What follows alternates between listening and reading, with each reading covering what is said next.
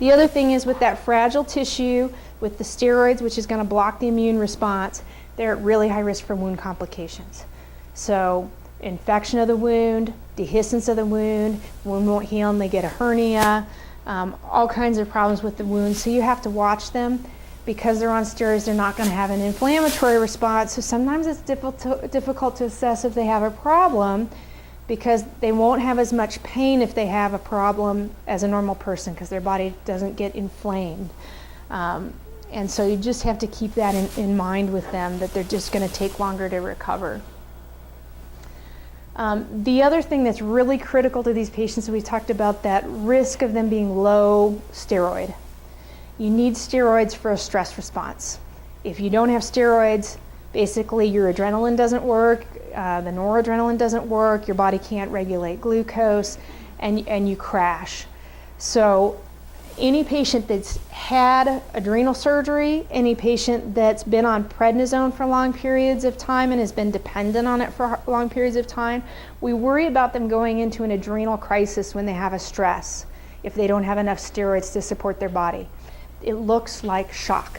They look like they're dying. They're tachycardic, they're hypotensive, they stop making urine, they get real sick real fast. They can't stand up, they're dizzy, they're weak, they look really bad. So what we warn you to do is treat them like you would treat anybody else with shock. If you think they need to go to a higher level of care, transfer to a higher level of care. If your protocol's to bolus, you go ahead, you give them a bolus. What's interesting about adrenal crisis that should also raise a flag is if they don't respond to the bolus. Their urine output doesn't go up, their tachycardia doesn't improve, their blood pressure doesn't come up. That should maybe send a little flag like maybe this is adrenal because they didn't respond to a bolus instead of maybe it's blood loss. The other thing we say, if you're even thinking about it, a dose of steroids is life-saving. Turns out it's also diagnostic. So if you're thinking about it, you can give them a dose of steroids, boom, like literally all of their symptoms go away, they improve, their blood pressure comes up, and everything's suddenly fine. Within 10, 15 minutes, everything is suddenly fine. So, what's that? Which steroid would you be? Usually I'll use IV Solumedrol. Some people use, I don't like Decadron particularly, but IV Solumedrol would be my drug of choice.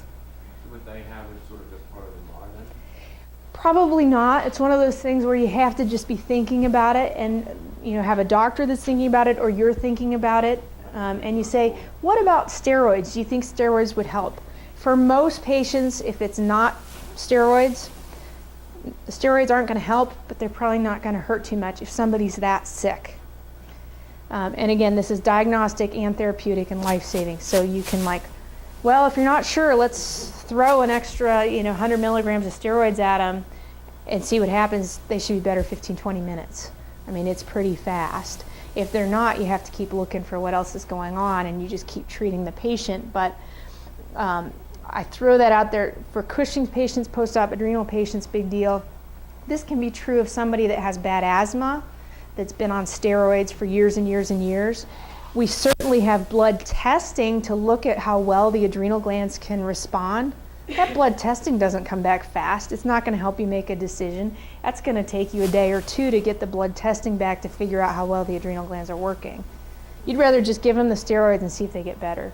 So if it even comes to your attention, you're like, well, gosh, have you ever been on steroids? Oh, yeah, I was on them for 5 years for my lung disease, and then I switched over to the inhaler thing, and now it's, a year later, and they're here for colon surgery.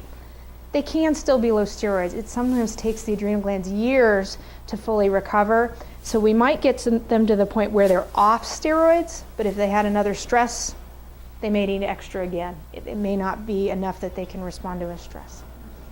The other thing is, I tell all of them, you need a medical alert bracelet. If you've had adrenal surgery for Cushing's or if you've been on long-term steroids, you need a medical alert bracelet. Because if you get in a car wreck and they take you over to Denver General, one of the first things you should get when you walk in the door is an extra dose of steroids just to be sure, because it's not going to hurt.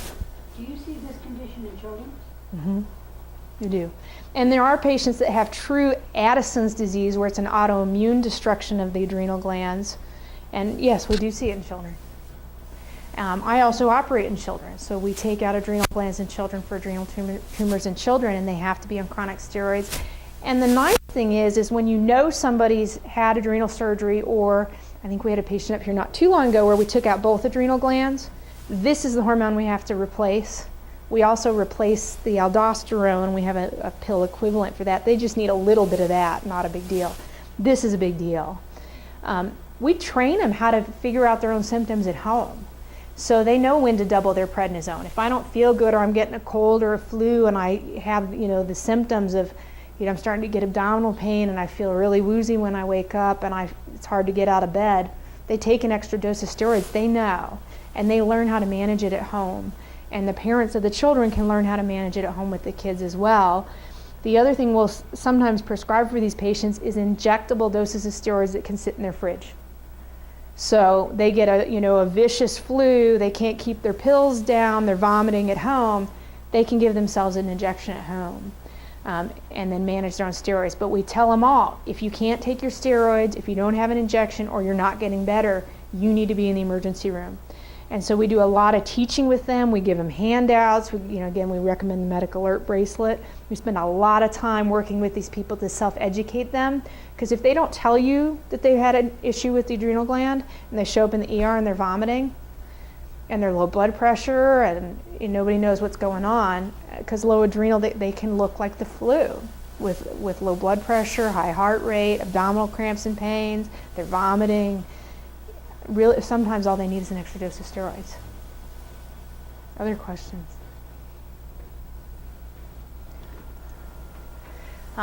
So this is your favorite and my favorite, which is the pheochromocytomas, because these are the ones that come in early. What they're making is adrenaline, or epinephrine is what we call it in our medical terminology and in the doses of the drugs we give. They send it out in bursts. This is an adrenal tumor. The vast majority, again, are benign, but maybe up to 10% more can be malignant, and they can be prone to family syndromes of these tumors. They're usually diagnosed because of a high blood pressure or fast heart rate spell. And that's usually what tips somebody off, is that, they have this pounding headache and this rapid heart rate, and they come to the ER and they go, holy cow, your blood pressure's 300 over 150. And that, will trigger somebody to think, what's going on? Because it often comes in spells. In between spells, they may have low blood pressure. They may have really bad fatigue because, they're recovering from when they're not secreting the catecholamines. The body downregulates the receptors as a way to try and deal with all this excess of adrenaline. So they can be real tired in between spells, and they can have real low blood pressure in between spells. I've had a couple patients that were put on Xanax for anxiety attacks, because they were having these panic attacks. They can't breathe, their heart's racing, and they get diagnosed with panic attacks. And it's not until somebody catches the blood pressure that somebody thinks to send a blood or a urine test for this. Is there a circadian pattern to this, or is this completely unpredictable? Completely unpredictable. And how long will these symptoms last? Usually less than an hour. So it's usually they'll have a spell that lasts 10, 15, 20 minutes for most patients. Most patients are not even up to an hour. But what always, when I hear somebody describe a spell, what it usually sounds like, I'll be sitting there minding my own business, I didn't do anything, maybe I ate lunch, I don't know, and just out of the blue, bam, I get this pounding headache, comes up the back of my neck and starts just pounding in the back of my head. I feel my heart racing, it feels like it's going to come out of my chest. My chest is tight, I can't breathe. I've gone into sweats, or I've flushed, and I feel like I'm going to die. And then it sometimes subsides. Usually for folks that are diagnosed with panic attacks, when the tumor is small, sometimes the Xanax or something will kind of help calm them down until the adrenaline gets out of the system, and then they're fine. But what often will bring that to light is, oh, I'm taking my Xanax and nothing's happening. I'm still having horrific panic attacks. And we've seen that. But that's what they'll describe to me, and they'll say, and then I'm exhausted all the time. Absolutely exhausted all the time. And all these panic attack spells. We also sometimes talk about paragangliomas. Some people will call these extraadrenal pheochromocytomas.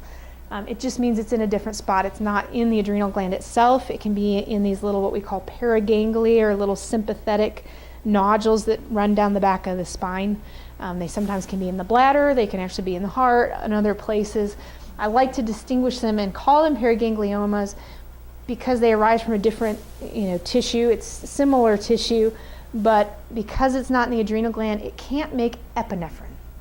They can make norepinephrine, and they'll have the same spells, but these tumors act a little differently. They're more likely to be aggressive and malignant. They're more likely to show up in multiple spots, and they're more likely to be in a family tumor syndrome.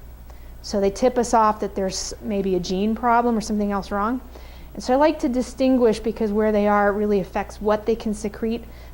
The enzyme that converts norepinephrine to epinephrine is only found in the adrenal gland. That being said, you won't notice a difference in the symptoms. What it looks like to you and me is going to be the same. It's just biochemically we can kind of piece it out differently.